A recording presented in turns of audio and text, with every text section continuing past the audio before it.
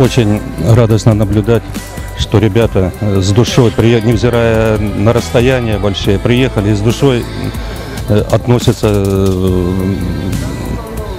к этим соревнованиям, выкладываются полностью, хотят завоевать путевку в Хабаровск, глаза горят у ребят. Ну, этот чемпионат, он на самом деле для России не новый, он проходит уже 8 лет в России. В Дальневосточном федеральном округе он проходит 4-й раз. Но у нас первый раз такое проходит, потому что, во-первых, не было у нас сооружения такого масштаба, который здесь сейчас есть. И на самом деле, как вы понимаете, у нас логистика очень тяжелая. Но в этот раз очень активно отозвались и Министерство спорта, и Министерство образования.